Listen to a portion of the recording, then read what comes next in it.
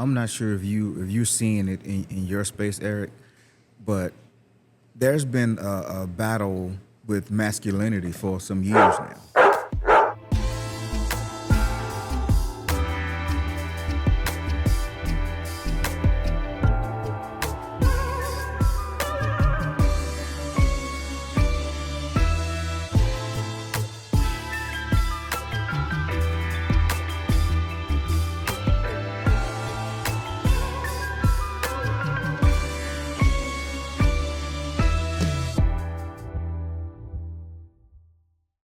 Where my dogs at? On guard. We do have some excellent people on the panel today. To the left of me, we have Mr. Jamon Glover, Yes, sir.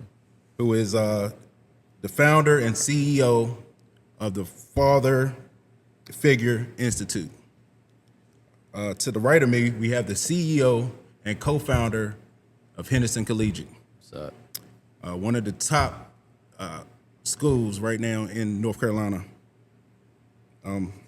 So I do want to go around the table and ask you guys who you are and what role do you play in the community, and what Dads on Guard really means to you. Okay, I'll start it out. Hello, my name is Jamon Glover, founder of Father Figure Institute. And a dad on guard for me is you're standing at the gate. You are the protector. You are the provider. You are the person that really sets the foundation and the standards for your family. And when that is missing, it makes it really hard to. Actually, I just heard the perfect analogy. As if I was reading about something about how, like, my daughter's emotions, they rage, and 1 minute she hates that I'm breathing, the next minute she's glued to me, right? And it's like they equate it to the sea. And it says that the sea crashes against the beach. The sea is calm, just depending on the day, what the moon is doing. But as a man, you are that seawall that stands sturdy that they can crash into and then give them their calmness back. Yes, sir. And so that's what being on guard really means to me. And so in the community here, I do a series of parenting, coaching for fatherhood. The program I'm doing right now is called Supporting Father Involvement, and it is a couples co-parenting program to help mom and dad understand why dad is necessary, but also to give dad the tools to be a more effective leader for his home. Oh, yes, sir. Yes, sir. Oh, definitely. yeah, I love that analogy. First off, I'm Eric Sanchez, co-founder, CEO of Henderson Collegiate, as was said. And the role I play is we work with 1,400 families a year. And the more we can engage and inspire both parents, and especially a lot of our fathers, to the point you're making, like, the more success we see, right? There's so much that a father brings to the table, as was said, beyond providing, right? And I love the idea of the seawall. I love the idea of just the foundation of a home, right? Really, that structure that no matter what storms come in, it should hold, right? And I think both in my family and the role we try to play in helping our families surround and support their children, we're trying to provide that infrastructure. We're trying to provide that support. We're trying to provide that or inspire that strength that really determines outcomes. Nice. Oh, yes. Oh, yes. Thank you. Thank you both. So I do want to ask you guys to kind of lay out a foundation. Really want to talk about the challenges that modern fatherhood brings. So modern fathers, what challenges do you think they were facing mostly at this current time? I'm not sure if you're seeing it in your space, Eric, but there's been a battle with masculinity for some years now. And so a lot of dads, or a lot of men in general, don't understand the position they're supposed to be in, because we're not our fathers and our grandfathers. Yep. and we haven't fully understood who we are supposed to be. Because once upon a time, you built your house with your own hands. You dug the ditches. If there was some noise happening outside, you grabbed the shotgun and you went and investigated. If your family was cold, you went and chopped the wood. You went and hunted the food. Now, all those roles are being set aside. And if my wife is hungry, she just stopped by the gas station, the restaurant, or the grocery store. She just hit Duke Power, Wake Energy for power. The roles that we traditionally held as men are being done by the rise in technology. And so what position are men supposed to be in? I hear I don't need a man. I hear I can do bad all by myself. Yeah. I hear all these things. And so men are left feeling, well, what am I good for? What am I useful for? You don't need me, so why should I even aspire to be anything more than what my mama or my daddy raised me to be? To add to that point, we're seeing on TV even men depicted as dumb Yeah. and like just kind of meathead fathers Yeah. type of thing. And I think it's changing the paradigm of what influence he can have, what it means to be strong, to have high expectations, and learn from previous generations of when that went too far. Yeah. And in this generation, I think a lot of times when it's just not enough, when we're just not inspiring our kids to get up, rub the scrape that they got on their knee, and keep running. Yeah. We're just not, and I use that figuratively as well as literally.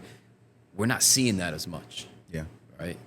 So yeah, I 100% agree. It seems like now everybody gets a trophy, whether you really earned the trophy or not. And I'm in a position to where it's a little different because every father at some point has to choose: do I be present or do I provide at a high level? And how do you do both? Exactly. Because I'm gonna have to go work 80 hours a week, but if I'm working 80 hours a week to provide this lifestyle, I'm not gonna be at home as much. I'm not gonna make as many games or attend as many parent-teacher meetings. So finding that balance, I think, also goes into the space where guys are really struggling, trying to figure out what role, what position, and also what standards can we even set? Because if we're never there, Right. we're parenting through osmosis. Yeah, and to your point, even for myself, I believe that a lot of us, we either starting out, especially being a new father, you try to mimic what you've seen before, either with your own father or male figure in the community. You try to be like that. So initially, when I started as a father, 17 years ago, my daughter was born, I had the image to be just like my father, and my father.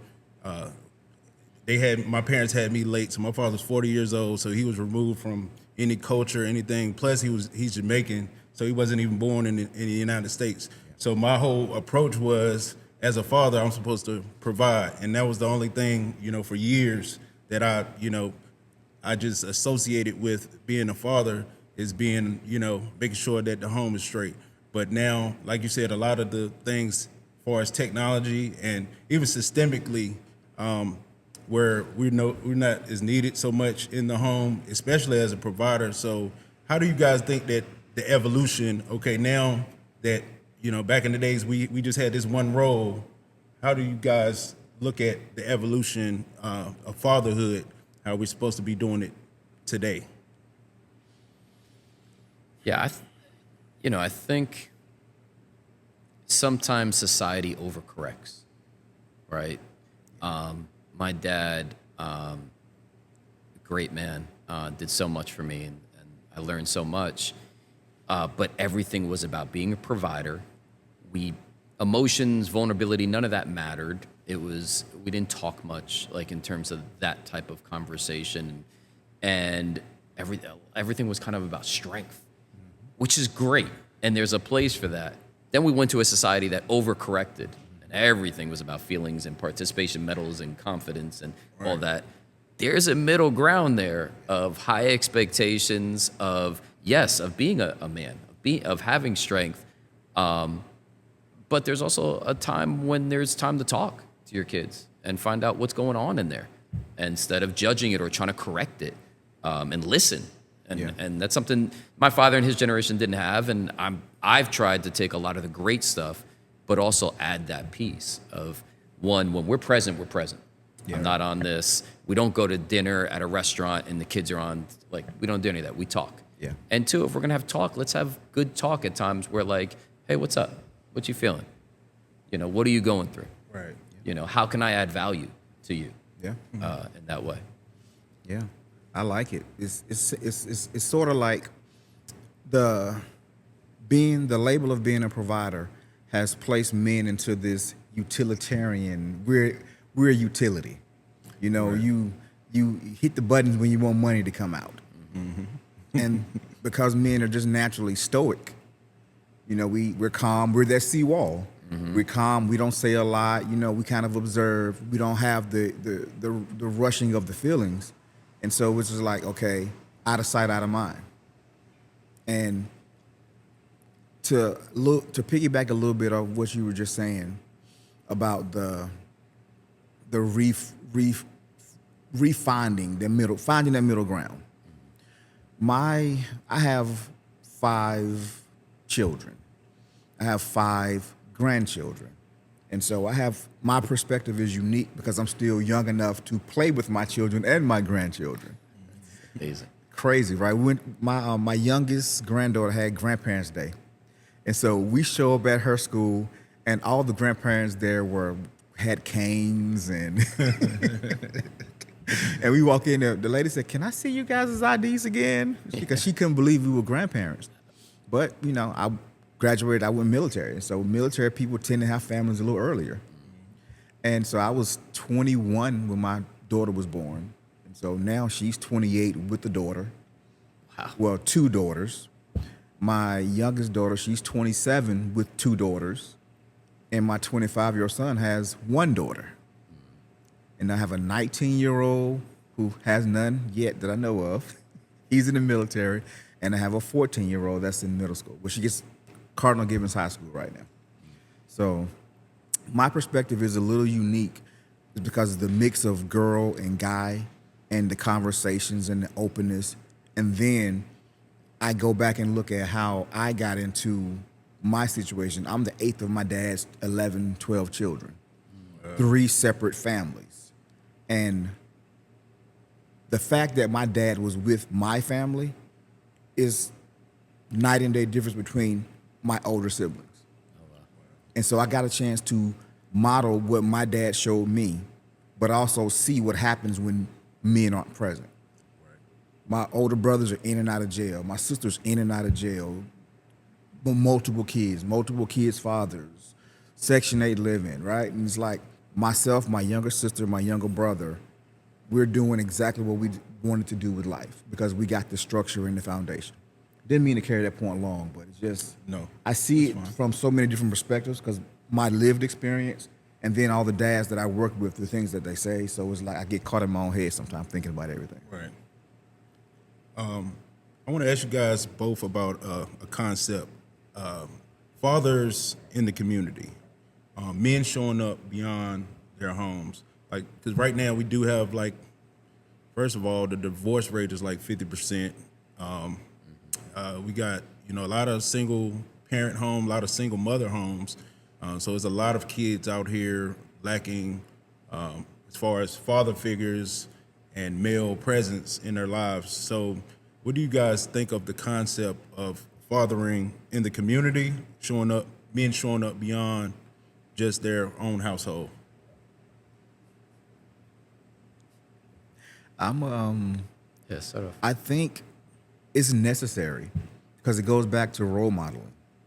How can you be something that you've never seen? How can you aspire to be something that you've never seen?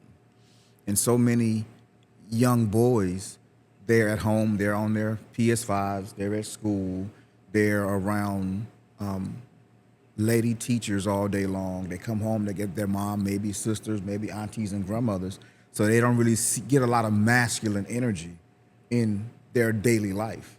Right. And so I think being in the community and being, as a guy, being intentional about how you carry yourself while you're in public, how you carry yourself when you go to ball games or any kind of social activities. You don't have to go be in somebody's household, but you just have to be intentional and understand that you are a role model. Yes, sir. The way you take care of your family, the way your kids talk about you, that's my number one determinant on how involved I get with adult men, is how their children respond to them, how their children react to them. Right. Yeah. I think when it comes to parenting in general, there are various institutions that need to like constantly reinforce similar values. Yes. And some of that has kind of broken down among the years. But, you know, growing up, we had TV shows that showed strong fathers. Yeah. And people that, you know, help their kids be better people. The church plays a role. The school plays a role. Yep. There's just so much to it. And if we're all involved in these things, then the messages get reinforced. Yeah. So I coach my son's 9-year-old baseball team. And I tell my parents all the time that it's a travel baseball team and it's hyper competitive.